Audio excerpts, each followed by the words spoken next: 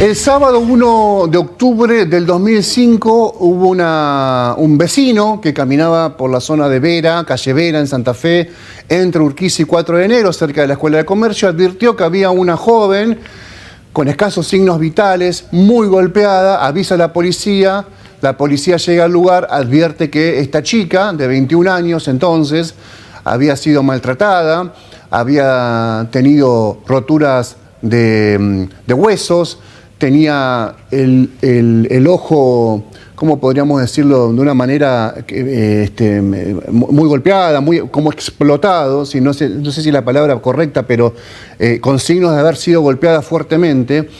Y con el transcurso de las horas, la justicia, empieza a tomar intervención, advierte además que había sido violada.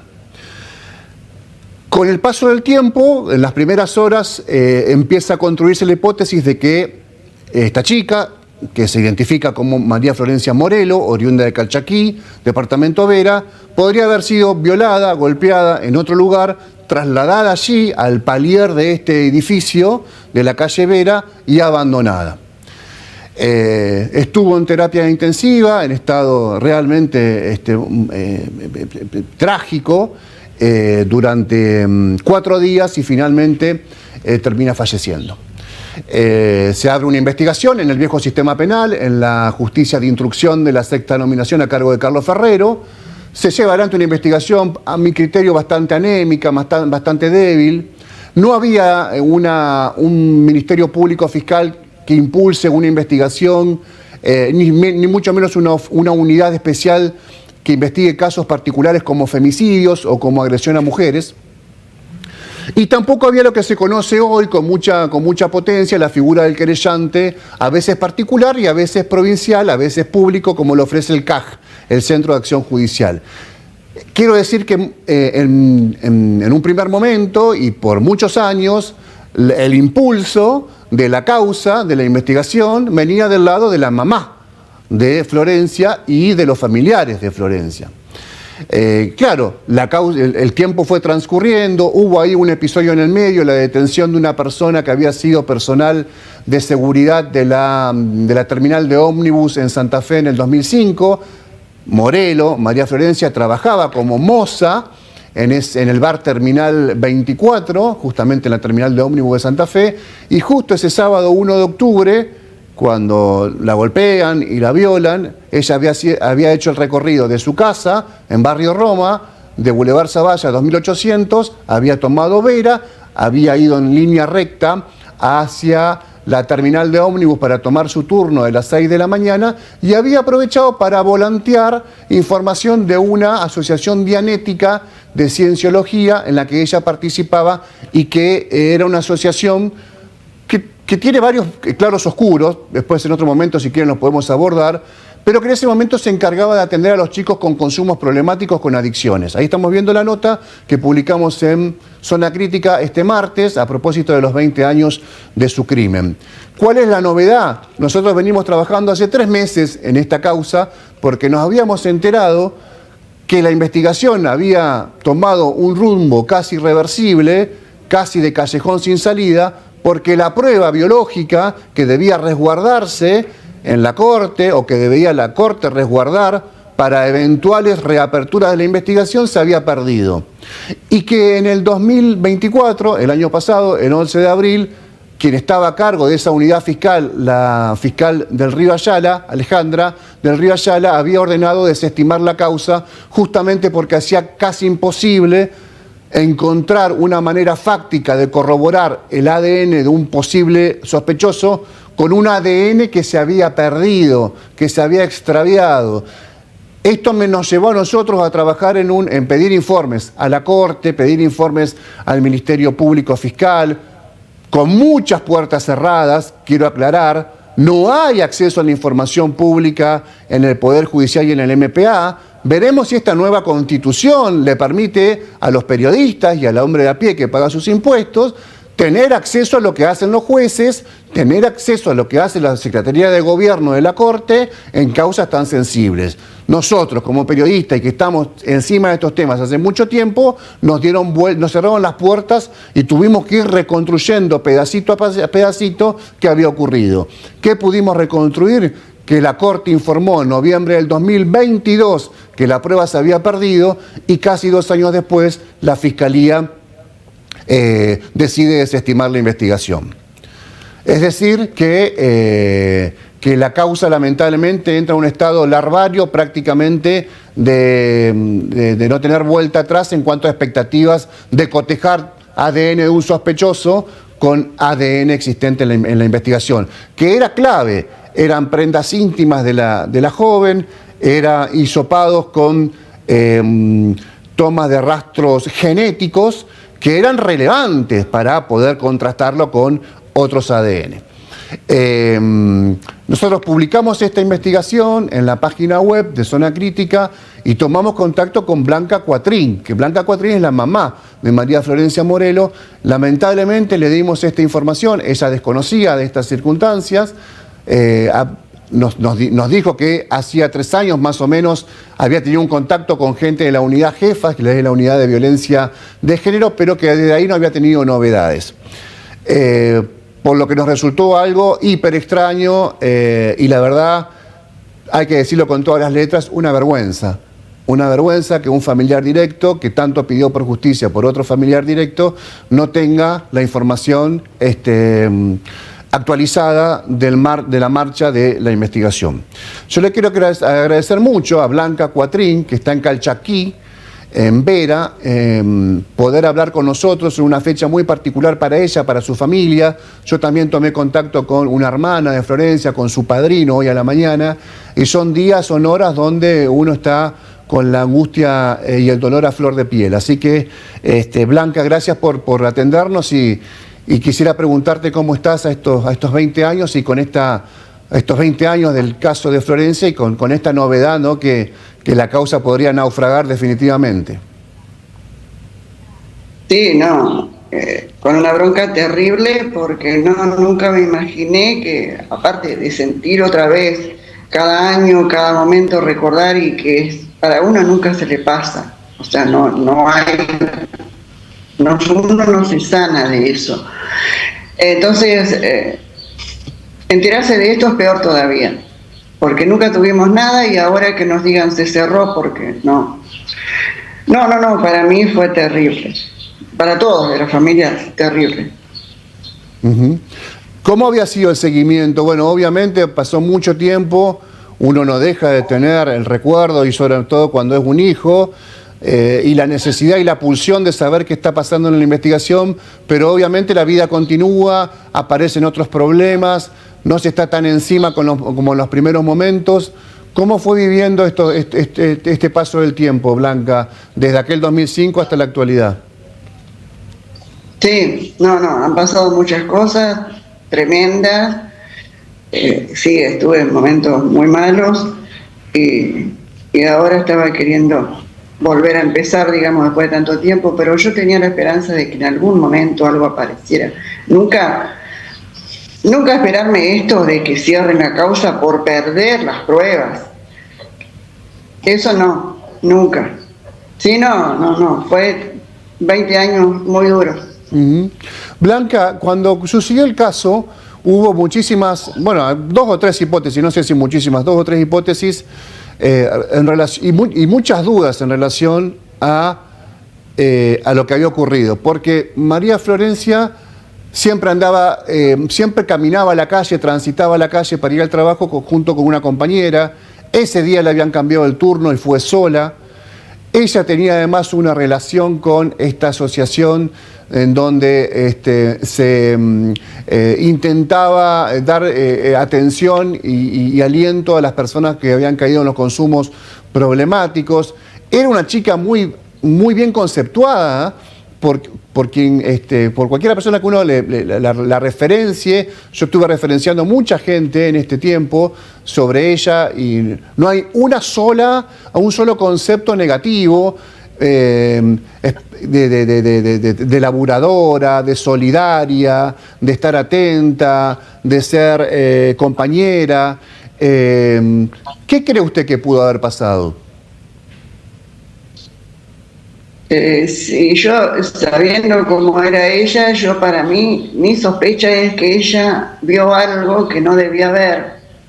Entonces, la callaron, digamos, porque nosotros no supimos nunca si había algo raro, nunca comentó. A mí al menos nunca me comentó nada y creo que a ninguno de la familia. Pero a lo mejor fue algo, no sé, porque todo el mundo me hablaba bien, eso es lo que a mí me llamaba la atención, de que todo el mundo me hablaba bien, maravilla de ella, que no era una chica tampoco de salir a la noche ni nada. Entonces no, era el trabajo y a su casa y nada más, todo lo que me comentaban los chicos. Así que por eso yo digo, es algo raro, o se equivocaron o le hicieron la cama. ¿Y cómo usted, en los primeros momentos, obviamente, usted me contó por teléfono previamente esta entrevista, que obviamente en aquellos días agonizantes le estuvo acompañando a su hija y que después estuvo, digamos, activamente tratando de tener entrevistas con el juez, pero que tuvo muchos problemas con conseguir un abogado que pueda representar a la familia y seguir el caso desde Santa Fe. Digamos, fueron muchas cosas juntas ahí en el primer momento. Pero eso es lo que me llamó la atención, cuando pasan cosas así, cualquier accidente o algo así, que llueven abogados de todos lados. A mí nadie, y cuando yo busqué a alguien, medio me patearon que no, si ya pasó una determinada cantidad de horas, ya no, pero no es que era, no, me dejaban re mal porque ¿cómo me van a decir no se va a conseguir nada? Una cosa de esas hay que buscarse de tierra. Y bueno, entonces yo seguía buscando por mi medio hasta que aparecía alguien. Nunca apareció un abogado, nunca. Sí, siga, por favor, siga. No, yo me iba personalmente al juzgado ahí y hablaba personalmente con el juez, cuando cambiaban el juez también, o con el secretario del juez, o por teléfono, personalmente, pero no tuve un representante, hasta yo misma leía los expedientes. Claro. Para ver qué es lo qué es lo que habían buscado, quién era el que declaró, qué es lo que... Porque claro, yo no tenía un abogado que me diga, sí, pasó esto, pasó lo otro.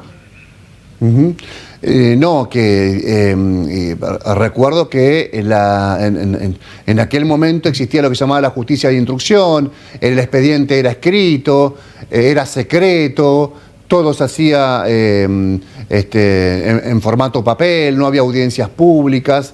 Y también recuerdo que había mucho temor en los testigos y las personas que podían tener algún vínculo con Florencia en declarar. Al margen de lo que suele plasmarse en el expediente, que como siempre se dice, la verdad judicial puede acercarse bastante a la verdad real, pero no siempre es la verdad real. La pregunta es, ¿en algún momento de estos 20 años alguien se le acercó a usted de manera anónima, le dijo, mire Blanca, yo no quiero declarar, pero tengo este dato? ¿Eso ha ocurrido o no pasó nunca? No, nadie, solo ese hombre que estaba internado con el muchacho que después estuvo detenido, que me llamó porque él quería contarme lo que él había vivido en el hospital, nada más. Pero una persona me llamó en esa época, que fue los primeros tiempos, que no recuerdo el nombre ni nada, que ella había vivido alguna situación que creyó que podría haber sido ella, que la habían llevado en una camioneta, le habían hecho algo. Todos esos datos yo los llevé al juez y le di los datos de la camioneta que esa señora vio, todo. Investigaron delante mío dónde estaba la camioneta, de dónde era de Santa Fe, pero ahí quedó todo. Nunca más me dijeron si hubo algo o nada, o sí. El caso que usted dice de la persona internada es el caso de un policía exonerado que estuvo internado en el hospital Cuyen en octubre del 2005, contemporáneamente a Florencia, y que le habría comentado a otra persona o había manifestado mucho interés en saber qué había pasado con Florencia. ¿no? Y bueno, después se lo detuvo, se cotejó su ADN, pero dio negativo. Con otra persona que él le insistía a la otra persona que salga y que investigue y que dé datos de cómo estaba Florencia. Entonces este hombre que estaba internado con él, que estaba muy dolorido, dice, bueno, me molestaba, que me moleste tanto y que insista. Bueno, pasaron años para que ese hombre hable, pero aparentemente no encontraron nada, dice que era, no, o sea, no había compatibilidad con las muestras que ellos tenían con la de este muchacho. Entonces, lo liberaron.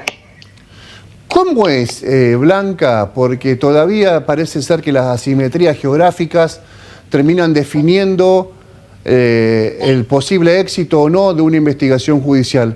¿Cómo es para una mujer como usted, oriunda de Calchaquí, que además es un pueblito dentro de Vera, que además Vera tiene ciudades muy chiquitas, de hecho Vera, la ciudad, es chiquita en relación a otras ciudades del norte, a Reconquista, por ejemplo, ni que hablar de las del centro? ¿Cómo es tener que lidiar con una causa radicada en Santa Fe, a varios kilómetros de donde uno reside? Obviamente usted con sus obligaciones, porque había una familia también en Calchaquí que necesitaba de su contención y su presencia. ¿Cómo fue? ¿Fue muy dificultoso? ¿Encontró escollos en todo momento? ¿Encontró gente que la ayudó? ¿Cómo fue todo ese proceso? Sí, encontraba gente que me ayudaban con el pasaje, por ejemplo, porque yo no podía quedarme quieta acá, quería ir a averiguar allá, porque me esperaba llamadas y nunca me llegaban, llegaban muy a las perdidas. Solamente pocas veces me llamó el juez cuando habían encontrado el ADN, contento porque dice, ahí tenemos el as de espadas, recuerdo que dijo el juez Ferrero.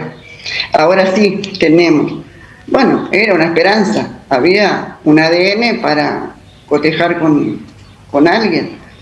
Y bueno, ahí estamos, pero no, fue todo difícil porque la distancia es mucha y yo estaba a pie, tenía que moverme en colectivo, y no, era muy tremendo. Desde el martes que se publicó la nota, que dicho sea de paso, tuvo una difusión enorme porque lo aclaro como un dato así muy de intimidad. Es la sexta nota más leída en la historia de la página web, es decir, que ha generado un interés enorme en los que habitualmente siguen nuestra página. Se ve que el caso es un caso que está a flor de piel todavía. En todo este tiempo, del martes a hoy, ¿ha tenido algún contacto usted con el Poder Judicial, con las fiscalías? ¿Alguien se ha comunicado, alguna autoridad que se haya puesto a disposición suya? Que se hayan comunicado por voluntad nadie. Hoy solamente yo pude conectarme con uno, hasta que me dieron solamente informes que me van a llamar, pero no tengo nada concreto. O sea que tengo que esperar a que me llamen para hacer una cita en Santa Fe y ahí que me irán a informar qué es lo que pasó y por qué se han perdido esas pruebas. Llamadas, digamos, que me hayan informado a mí voluntariamente, nadie. La última, Blanca, porque obviamente es una fecha muy sensible para toda la familia.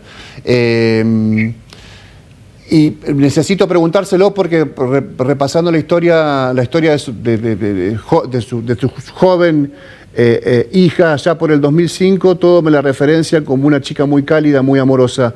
¿Usted qué recuerdo tiene de ella? Y eso mismo, muy compañera, muy cálida, ella quería estar en todo. Tenía los hermanitos que eran más chicos, o sea, el más chiquito tenía 4 años, no, 3 años y algo para 4, no tenía 4 todavía. O sea que era el mimado de ella. Y la hermanita que usted habló ahora estos días, también era, ella muy pegada con la familia, muy amorosa con todo el mundo. Ella, tal es así, cuando yo estuve en el hospital iba mucha gente a saludarme y a decirme que tenía una hija que era un encanto, porque había gente que pedía que ella lo atendiera. Y así que en ese sentido yo, no sé, un orgullo enorme con ella porque nadie me habló mal, todo el mundo al contrario, todo no podían creer porque era muy atenta, muy solidaria con todo, con todo, con todo. Y ella me contaba cosas que hacía también para bien. Y así que no, es algo que uno no puedo creer porque, o sea, no sé, no estaba nada raro, ella quería hacer cosas buenas, es lamentable. Gracias, Blanca, por su tiempo, le mandamos un fuerte abrazo y seguimos en contacto para cualquier novedad. Gracias. Muchas gracias a ustedes. Muchas gracias. Blanca Cuatrín, mamá de María Florencia Morelo, está en Calchaquí, está ahora en Calchaquí, donde siempre residió, en el departamento Vera. La hija fue, su hija, entonces 21 años, allá por el 2005, fue violada, asesinada y abandonada con mucho desprecio, con mucha violencia, en el paliar de un edificio en calle Vera, entre Urquiza y 4 de Enero, muy cerca de la Escuela de Comercio de Santa Fe, y finalmente murió 5 días después en el Hospital Cuyen. Su causa, que tuvo una deficitaria instrucción de la justicia en su momento, se revitalizó en algún momento en el 2013 con la aparición de esta persona que hacíamos referencia en la entrevista, que dio resultado negativo como sospechoso, por lo menos en el cotejo de ADN, y se revitalizó después con la posibilidad que la Unidad Especial Jefas, que es la de violencia de género, pueda encontrar algún elemento de vinculación fáctica para encontrar algún sospechoso. ¿Qué pasó? Cuando la oficina de la Corte, cuando la unidad fiscal le pide el material de prueba biológico que debería estar resguardado para hacer ese cotejo, se le informa que no fueron encontrados, se le informa que habían sido extraviados. Por una comunicación oficial de la Secretaría de Gobierno de la Corte se le informa esto. No es cualquier cosa, no es cualquier cosa. Alguien debe dar respuestas como funcionario público que perdió o no encontró, o el eufemismo que le quieran aplicar a la desaparición de prueba biológica vital para contrastar con un posible sospechoso que aparezca. Porque si no, ¿para qué va a impulsar la fiscal una investigación si sabe que va a naufragar? ¿O es todo un blef? ¿O fue todo pensado para, como se suele decir, para vender humo? Tendrán que dar explicaciones las oficinas de las oficinas de la Corte. Me he comunicado con 2 cortesanos en los últimos 15 días, 3 cortesanos, todos los días mandándole mensajes para que opinen del tema. Ninguno quiso opinar. Le mandé la nota, le mandé el número de legajo, le mandé el número de resolución de la oficina de gobierno de la Corte. No opinan. No opinan. En un momento en donde se dice la nueva Constitución va a garantizar que la víctima tenga derecho al mejor servicio de justicia, sobre todo cuando se traten de estos casos. Que el Poder Judicial va a estar empoderado, que el Ministerio Público de la Acusación va a ser el complemento ideal para el Poder Judicial en las causas complejas que se están tramitando en este sentido. Y pierden la prueba fundamental.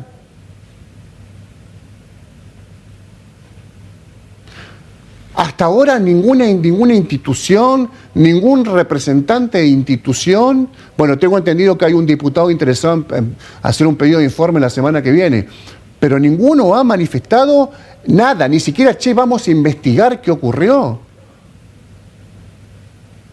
Fíjense, un enfermero pierde una ampolla de fentanilo en un hospital y con justicia enfrenta un proceso administrativo y una posible cesantía. Una persona que debe resguardar prueba biológica no la encuentra o la pierde y sigue en su cargo. Vamos a la pausa. Tras la pausa hablamos con otro tema, con Hugo Marchetti, la cuestión social en Santa Fe. Ya volvemos.